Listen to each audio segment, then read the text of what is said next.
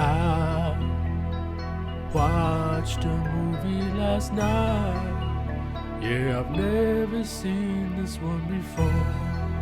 Yes, I swear it's brand new, and I'm sharing it with you.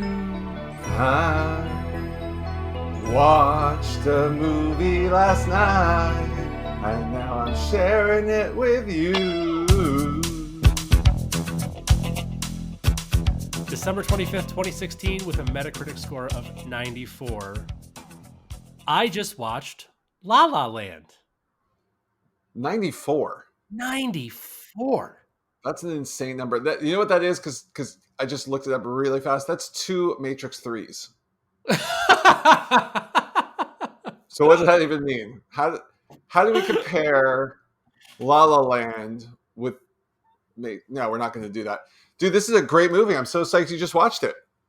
Yeah, I can't explain how this didn't get watched before now. I love Damien Chazelle. I love musicals. I love music. I adore Ryan Gosling. Couldn't think higher of Emma Stone. I love Ryan Gosling and Emma Stone together. They were in Crazy Stupid Love, which I've talked about in the podcast, and I'm a huge, huge fan of that movie. That's the one. Remember the other day, like 3 episodes ago, when I'm like, this other movie you recommended, I started going down this Truly Madly something, something, Oh, something, yeah. and you're like Savage Garden, and then my mom talked about it with Alan Rickman and all this stuff. That's the movie I meant. Yeah, so Crazy Stupid Love, which also starred the stars of La La Land, Ryan Gosling and Emma Stone. Yeah, I don't know how I didn't see this movie before, but I quite literally just watched this. Well, I'm glad you did. I watched it in theaters when it came out. I don't think I watched it on Christmas Day that year. We definitely need a top 5 Christmas Day release movies. For sure. Something. That's just a thing. I'm putting that in the Trello. So JT, I got some questions for you. I got answers. Let's go. I've got a roughly more than 4 and less than 6 questions to go. So Perfect. Here we go. I do have one that I think is a bit of a challenge, so I'm going to keep that to the end to give you a little bit of time. So first, what was your opinion on... I don't know how to ask this without tainting it in either direction, so you're going to have to... You don't know which way I'm thinking on this, but what was your feeling of this as a musical from a song, performance, quantity, quality, etc.? Like from a musical lens. You know what I mean? I totally do. So that's actually interesting. The thing that I found myself thinking about the most during watching this was, is this actually a musical or not? Yeah. And it was weird because, like, I don't know what genre to consider this. Like, it doesn't feel like a musical. It feels like it has musical numbers, but there's numbers of musicals. So I'm like, I think inherently that makes it a musical. So, like, as a musical, I think it was okay. As a movie with musical elements, I thought it was brilliant. So I don't know. You know what I mean? Like, if I put this against The Greatest Showman, I'm like, no, you're different. Like, you're just different. This is my biggest issue with the movie, actually, because I agree with everything you just said, as you said it. I think, to me, whenever people blend any other genre with drama, like, oh, that's a comedy drama, or that's an action drama, or that's a musical drama, really what they're saying is that's a drama that features some comedy or some action, or in this case, some music. Right? I would say this is straight up just a drama that happens to tell part of its story through song and dance. Because you're not going to do it just through song. That'd be weird. That would be weird. A musical where all the characters just stop on screen, face the camera, and sing, but don't move. Yeah, I agree with you. So now that leads me into the second question, because J.K. Simmons has a fun little role in this one. Right. Is there already, and if not, should there be a Damien Chazelle extended universe? Oh, interesting. Like, if that was Fletcher, would that have made this movie better? I don't think so. That's fun. It is fun. But the thing is, he hasn't done a ton, right? I mean, like, all he did was he's done Grand Piano, Whiplash, this, and then he did the other. Hold on, what's the other one? He's one more, and he's working on something right now as well. I remember reading about. Oh, yeah, he's working. So he's working on. Oh, he did 10 Cloverfield Lane. But Babylon he's working on now, which no one knows. Like Brad Pitt's attached to it. There's a bunch of people who are rumored to attach to it. It's supposed to come out in like 2 or 3 years, but no one knows what it's about. But Hmm, it's him, so there's probably music and Hollywood because that seems to be his thing.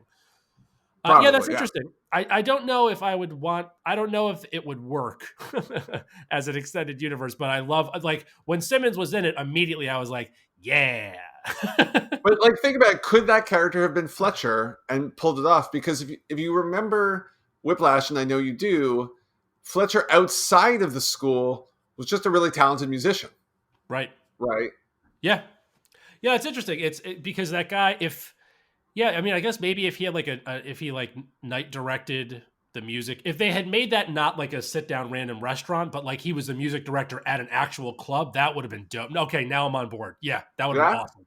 That And would have then been what we awesome. could have is like we could have like 4 or 5 movies from now. We get one super movie that has Fletcher on sax, Miles Teller was Andrew on the On drums. drums, Yep. Ryan Gosling on keyboard. I'm Yeah. sure we'll get like a good singer along the way. You know, John Legend was in this. yeah.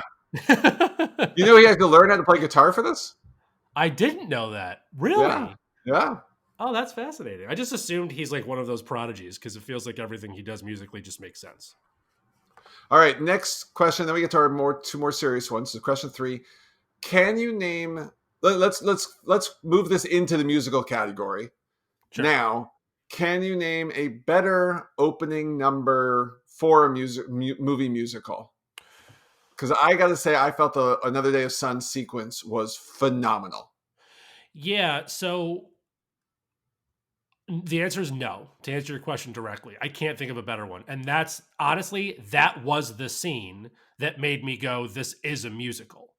And then Right. everything thereafter, the story got stronger than the music did. And the musical elements got not worse, but they got less musically. You know what I mean? Like they just sort of Yeah. like turned down because it started at 11. I was like, oh, this is like a musical. And then as it went on, I'm like, oh, they're just sort of interspersing really cute little musical Right. montages. It was so weird. Yeah, but no, I can't think of anything that started stronger. So I went looking through our list of titles from the musicals episode we did, and the only one that I would put up to it, funny enough, is from an animated. I could argue that that Lion King open like the Oh, the Circle of Life. Circle of Life. That's another pretty strong opening. But this whole the song and dance on the LA freeway was amazing. I thought. I love that it's the one take, Yeah. right? And apparently it's not. By the way, apparently it's not. Oh, really? Yeah, there's a couple of moments. One behind, I think, behind the dress, and when they open the doors are the two sneaky breaks in that sequence. But Oh, but I've interesting. got this new thing where I've got like a certain respect for the faux long take because I believe like when they do so much work to make us have that feeling that it's worth it. You know? Oh, I just thought of one that's better. Okay, what you got? Dun, dun, dun, dun, dun, dun, dun, dun, dun. He was a bastard. Oh, if it opens. That's the open. It opens, but I got to say, if I had to watch either of those two right now, I would watch Another Day of Sun again. So would I. I'm just because Hamilton is so How, like so if special. if Hamilton opened with My Shot, I think it would be, which it couldn't, but like if it did, you know, Yeah. That's fair. But get no, on it, Lin Manuel. I do think that this is that opening was incredible. It was incredible. All right, serious question: Is this Emma Stone's best performance ever? Oh boy, good question. Running through my head, let's see. She was amazing in The Help, Fun and Crazy Stupid Love. Um, oh man, I'll do a little pitter patter while I give you. I'll buy you a little bit of time to ponder. I think this is at least one of, if not, I don't think I have a formal statement. It's probably where I put her. I think the scene in the audition oh where it's yeah, zoomed in on her face and it stays there, and you see like I don't know 30 emotions go across her face. Again, I don't know how all the acting training and all that works, but just watching that kind of a transformation for me was just it took her up a notch in my esteem as her as a just straight up talent. Yeah, I think that that scene really sticks out to me. The scene in the end where her and her husband walk into Seb's club, her, like the amount of emotion she portrays and does nothing. She's Yeah, still. That's a really like I remember like in that moment I was watching this. I'm like, oh, she's getting after it right now. Like there's a lot happening and nothing is happening, which is a yeah. really impressive. That's a really impressive trait. I think you could probably make an argument. The only thing I would say, yes, the only one that comes to mind, because she does a lot of like fun stuff, like Easy A and Zombieland, where she's just like a ton of fun. But it's like hard to, comedic actors and actresses don't get enough credit for how hard that is. But she was mildly transformative in Battle of the Sexes because she played Billie Jean King and she did a really, really great job in that. Mm, And that's not an easy role. And it's hard to play somebody else when you're as established as she was. And she really kind of took herself out of it. So I would put these two, 1 and 2. But this is, it was, there was a multiple times in this movie when I was like really amazed at her, where I like would totally forgot that she was Emma Stone from Superbad. Like I was just like, oh right. man, like she's getting after it, and it was really good. I respect that the heck out of this performance. Yeah, it's definitely the best performance by any cast member of Superbad. What about Bill Hader's in? Listen, Bill Hader's making a name for himself, man, because Bill Hader in Barry is no joke. He's great. He is great. Although, Bill Hader act like, if you were to tell me that that's just Bill Hader being Bill Hader, I'd be like, oh yeah, okay, why not? Like, if we were to find out that actually Bill Hader was a serial killer or an assassin or whatever, assassin, I guess, Yeah, you'd sort of be like, yeah, all right, he's I'd funny accept though. it. I'd accept He's it. funny though. Yeah. Like, Do you think he does the murders and all the voices? Because that'd be fun. all right, so here's what I want you to do, JT. Of the just not an exhaustive list, just our main two, Ryan and Emma, using actors and actresses who had their heyday in the 90s recast. So you got to Ooh. get the same age range. The one thing that you don't have to do is account for musical talent, because we'll just leave that out for now. So you got to get the same kind of age bracket. So in the 90s, oh boy, this is fun. Now I Okay, know you're leaning so toward Ewan McGregor and Nicole Kidman because of the obvious chemistry. right, so much chemistry. Um, oh, that's really interesting. Ewan McGregor actually is an obvious choice. Nicole Kidman, not as much. Yeah, although actually it's Um, interesting to have us like there is a certain similarity of Nicole and Emma and a certain Ewan and Ryan. I didn't yeah, even mean to go there, but that's kind of funny. that is funny, and it is like the two are very similar. Let's see. Okay, let's start with Ryan Gosling. So the thing with Ryan Gosling's character in this is he had to be like hopelessly good looking, and also a little broody. So I'm trying to I'm think of like, so glad you said broody because that was the word in my head. I'm like, I wonder what adjective he's going to go with. He's definitely broody. yeah, well, because the thing is like jazz is different, right? Like I could see like an Ethan Hawke. I think would be. I don't know that he has any musical talent. Yeah, I like. There's an aesthetic, like a physical and emotional aesthetic to people that really appreciate jazz. Oh, which is funny. You know what's funny? This is our second I just watched, and they're both jazz related, which is totally unintentional. Well, it's funny because when I was thinking of questions to put out there, I was going to do a whole thing about jazz movies, and then I was like spacing on finding a really strong list of jazz movies that I could relate to and talk with you about. So I left it off the table. Yeah, it's fair. All right, so yeah, I'm going to stick with Ethan Hawke. I like that because he really feels like that character to me. Yeah, that's a good one.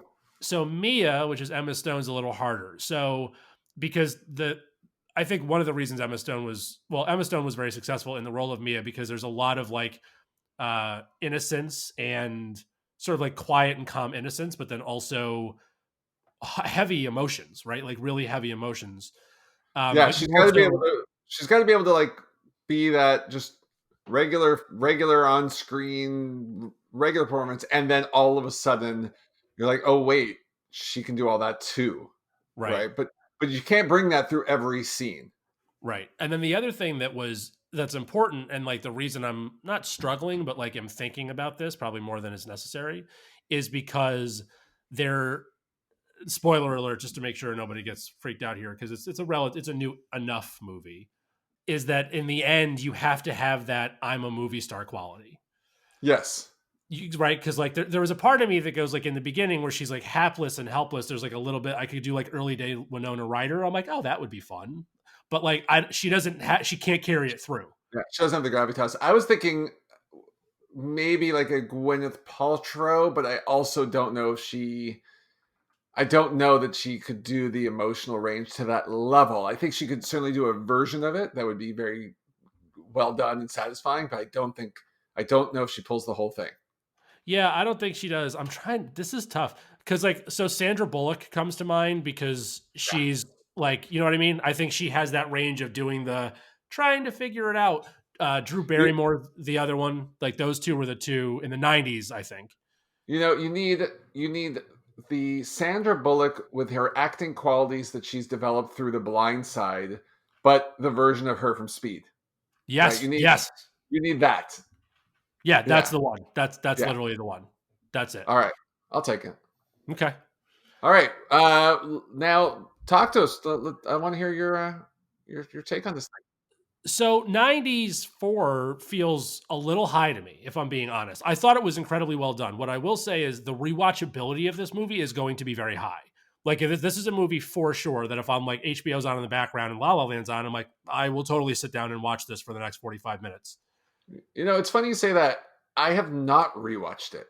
I've rewatched the opening sequence a few times. Actually, I showed it to the kids because I thought it was so well done. But for some reason, I'm not. It didn't. I liked it very much. I actually gave it a 9 on the old IMDb there. But it wasn't a movie that I really felt like, oh, I got to watch this again. But you'd watch it again. Yeah, so I love Damien Chazelle, which we have talked about, and I think he does a lot of really clever things. And I can sense for sure I missed some subtlety in this, and I want to go back and find that subtlety because he's a nuanced director and writer, and I know he did that stuff. So I want to go find it. But it was the thing I liked about it is that it was fairly heavy in moments, but it was never sad. Right. It felt sort of like the beat, no pun intended, but like there was there was a genuine musicality to the writing, and it sort of like it moved pretty well through things. It didn't feel like it was bloated. I mean, it probably could. There was like two scenes where I was like, okay, like we could probably drag these in a little bit. But for the most part, I thought it was like I really liked the pacing. I loved the music, even though it was interspersed for what I thought was going to be a musical. I thought the dance numbers had a really lovely Rat Pack quality. There was a Yeah. really like this was a really beautiful nod to like the old 60s, like you know, like sort of like not Gene Kelly, Fred Astaire, holy moly, look at these people dance, but kind of like, look at these people dance. You know what I mean? Like Well, funny you say that. They did this whole study of Gene Kelly's body of work. Like there's a clear Gene Kelly influence on this movie. yeah, that one like right, you know, right back tap is like a very Gene Kelly move. That's like a very like noticeably, okay, this is a nod to. But what I like is they didn't put either of them out of their comfort zone. At no point was I like, oh, these two are professional ballroom dancers. I'm like, oh, these two Right. are crushing their dance scene. Right. That was nicely done. And then outside of that, yeah, look, I really liked it. Again, the only thing I struggled with, as we talked about, which your question perfectly teed up, is like I don't know if this is a musical or not, and I know it is inherently, but like it just didn't land like so many other musicals do for me. But I enjoyed it. I really, really enjoyed it. I get the hype. Damien Chazelle has an aesthetic, and it worked in this. I thought it was really nice. I think the most impressive thing about this for me were the performances. Sure. Uh, Emma Stone was incredible. I could not believe, it's one of the first things I looked up. There is not a single part of this where Ryan Gosling was not playing the piano. He played all the music.